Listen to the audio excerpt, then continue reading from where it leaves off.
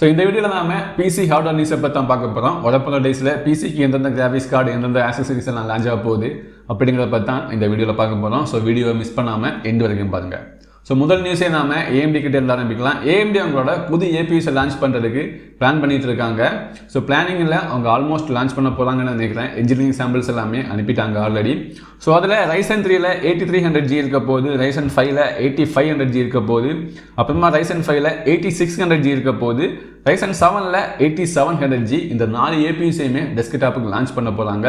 So நான் இதை பற்றி ஒரு ஃபுல் வீடியோவை போட்டிருக்கேன். ஸோ இந்த வீடியோவை பார்த்து முடிஞ்சதுமே அந்த வீடியோவுமே செக் பண்ணி பாருங்கள். இந்த APUஸை பற்றின இன்னும் நிறைய டீட்டெயில்ஸ் அந்த வீடியோஸ்லேருந்து கிடைக்கும். ஸோ அப்போ நம்ம அடுத்த நியூஸ் Nvidia கிட்டே இருந்து தான். இதுக்கு முன்னாடி இந்த பிசி நியூஸ் எபிசோடில் சொல்லியிருந்தேன் Nvidia அவங்களோட சூப்பர் சீரிஸ் கிராஃபிக்ஸ் கார்டை மறுபடியும் எடுத்துகிட்டு வர போகிறாங்க, லான்ச் பண்ண போகிறாங்கன்னு. அதில் RTX 4070 super, 4070 Ti super, RTX 4080 சூப்பருமே இருந்தது. இந்த கிராஃபிக்ஸ் கார்டு எல்லாமே 2024 ஜனவரியில் CES ஈவெண்ட்டில் அவங்க இன்ட்ரடியூஸ் பண்ண போகிறதா இப்போ ஒரு நியூஸ் வந்திருக்கு. ஸோ ஜனவரியில் இந்த கிராஃபிக்ஸ் கார்டை பற்றின ஃபுல் டீட்டெயில்ஸை நாம கிளியராக பார்க்க முடியும். அப்புறமா ஸ்டீம் டெக்குக்கு OLED வெர்ஷன் ஒன்று லான்ச் பண்ணியிருக்காங்க. ஜஸ்ட் இதில் அவங்க டிஸ்பிளே மட்டுமே சேஞ்ச் பண்ணாமல் நிறைய விஷயங்களை சேஞ்ச் பண்ணியிருக்காங்க. ஸோ அதோட டீட்டெயில்ஸை பார்க்கலாம். முதல்ல இந்த OLED பேனல் ஒரு 7.4 inch வித் HDR சப்போர்ட் 90 Hzல இருக்க போகுது. ஸோ இதில் AMDோட 6 nanometerோட புது APUவை யூஸ் பண்ணியிருக்காங்க. ஸோ வைஃபைலையுமே இன்க்ரீஸ் பண்ணியிருக்காங்க. இதுக்கு முன்னாடி நார்மல் LCD வேரியண்ட்டில் Wi-Fi 5 தான் கொடுத்துருந்தாங்க, ஆனால் இதில் Wi-Fi 6E சப்போர்ட்டை கொடுத்துருக்காங்க. ஸோ இதுக்கு முன்னாடி இருந்த அந்த steam tech LCD வெர்ஷனில் 14 hour what battery தான் கொடுத்துருந்தாங்க, இதில் 15 hour வாட் பேட்டரி கொடுத்துருக்காங்க. ஸோ அதுவும் இல்லாமல் புது மாடலில் கொஞ்சம் திக்கான ஹீட் சிங் கொடுத்துருக்காங்க, ஃபேன் மாடலையுமே கொஞ்சம் சேஞ்ச் பண்ணியிருக்காங்க. ஸோ இது எல்லாம் பண்ணாலுமே 30 கிராம் வெயிட்டை கம்மி பண்ணியிருக்காங்க, ஹீட்லேயுமே 5% ரிடியூஸ் ஆகுது அப்படின்னு சொல்லுவாங்க. ஸோ அதுவும் இல்லாமல் புது மாடலில் 1TB மாடலையுமே இன்ட்ரடியூஸ் பண்ணியிருக்காங்க.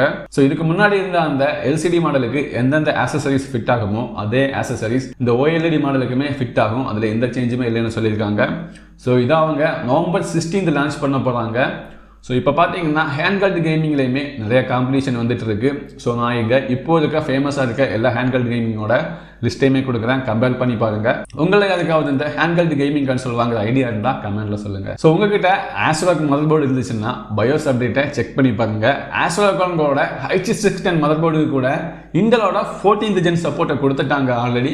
ஸோ நீங்கள் 14th gen CPUக்கு அப்டேட் ஆகிற பிளான் இருந்துச்சுன்னா கண்டிப்பாக Asrock மதர்போர்டு இருக்குன்னா செக் பண்ணி பாருங்க. அவங்க ஆல்ரெடி ரிலீஸ் பண்ணிட்டாங்க. அவங்களோட H610 அதாவது 6000 7000 இருக்க மதர்போர்டில் கூட 14th gen CPUக்கு சப்போர்ட் கொடுத்துருக்காங்க.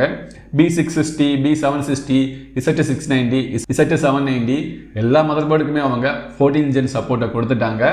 ஸோ நீங்கள் Asrock மதர்போர்டு யூஸ் பண்ணுறீங்கன்னா செக் பண்ணி பாருங்கள். ஸோ மேபி கொஞ்சம் டிலேவாக நம்ம ஏரியாவுக்கு வரதுக்கு சான்ஸ் இருக்குது, ஆனாலுமே அவங்க ஆல்ரெடி புஷ் பண்ணிட்டாங்க அப்டேட் எல்லாமே. ஸோ மற்ற பிராண்ட்ஸுக்குமே கூடிய சீக்கிரமே இந்த அப்டேட் வந்துட்டு இருக்கு. ஜிகாபைட் கூட சில மாடல்ஸுக்கு எல்லாமே புஷ் பண்ணிட்டாங்க.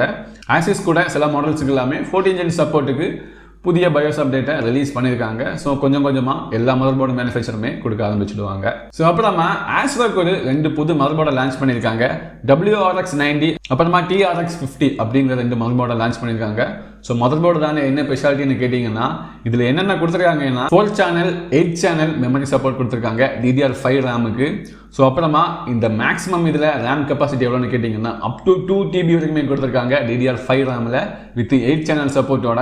அப்புறமா PCIe வெர்ஷன் 5 கொடுத்துருக்காங்க ஸ்டோரேஜ் ப்ளஸ் அப்புறமா PCIe ஸ்லாட்டுக்குமே 24 VRMs கொடுத்துருக்காங்க, Wi-Fi 6E கொடுத்துருக்காங்க, அப்புறமா server grade storage connectivity option கொடுத்துருக்காங்க. ஸோ சர்வரில் வர மாதிரி மேக்ஸிமம் இதில் சர்வரில் சப்போர்ட் ஆகிற மாதிரியே 10 GB பர் சப்போர்ட் இருக்குது. அப்புறமா இதை யாருக்கு டார்கெட் பண்ணுறாங்கன்னா ரொம்ப பெருசாக வீடியோ ரெண்டரிங் பண்ணுறவங்களுக்கு, அப்புறமா ஒர்க் ஸ்டேஷன் பண்ணுறவங்களுக்கு, AI ஒர்க்ஸ் பண்ணுறவங்களுக்கு, மிஷின் லேர்னிங் பண்ணுறவங்களுக்கு அவங்கள டார்கெட் பண்ணி தான் இந்த மதர்போர்டை லான்ச் பண்ணியிருக்காங்க. ஸோ இவ்வளோ பெரிய மதர்போர்டில் இவ்வளோ பெரிய ஃபீச்சர்ஸை வச்சு எந்த சிபிஎஸ் இதில் யூஸ் பண்ணலான்னு கேட்டிங்கன்னா பீஸ்ட் CPU AMD த்ரெட்ரிப்பர் CPUஸுக்காக தான் இந்த மதர்போர்டை லான்ச் பண்ணியிருக்காங்க. ஸோ இதோட ப்ரைஸிங் எல்லாம் வரல, ப்ரைஸிங் வந்தாலுமே எப்படியுமே 1 லட்சத்துக்கு மேலே இருக்குன்னு நினைக்கிறேன். அந்தளவுக்கு பீஸ்ட்டாக இருக்குது இந்த மதர்போர்ட். CPUமே அதுக்கு ஏற்ற மாதிரி தான் லட்சக்கணக்கில் தான் இருக்குது அதோட ப்ரைஸுமே. ஸோ மோஸ்ட்லி இதை சினிமேட்டிக் வீடியோவில் எடிட் பண்ணுறவங்க இந்த மதர்போர்டு எல்லாமே யூஸ் பண்ணுவாங்க. ஸோ ஜீரோ ஹேட்டர்ஸ் கேம் அப்படின்னு சொன்னாலே GTA சானிட்ரைஸ் அப்புறமா GTA 5 தான் இருக்கும். ஸோ ராக்ஸ்டார் நெக்ஸ்ட் மந்த் அவங்களோட GTA 6க்கான ட்ரெய்லர் ரிலீஸ் பண்ண போகிறதா சொல்லியிருக்காங்க. ஸோ நானுமே ரொம்ப எக்ஸைட்டடாக இருக்கேன். ஸோ ட்ரெய்லர் வந்ததுமே நம்மளுடைய கம்யூனிட்டி போஸ்ட்டில் ஷேர் பண்ணுறேன். ஸோ நோட்டிஃபிகேஷன் ஆன்ல வைங்க. ஸோ என்னோட பிசி நியூஸ் இவ்வளோ தான். இதே மாதிரி இன்னும் நிறைய இன்ட்ரெஸ்டிங்கான நியூஸை தெரிஞ்சுக்கணும்னா என்னோட சேனலை மறக்காமல் சப்ஸ்கிரைப் பண்ணுங்கள், நோட்டிஃபிகேஷனுமே ஆன்ல வைங்க.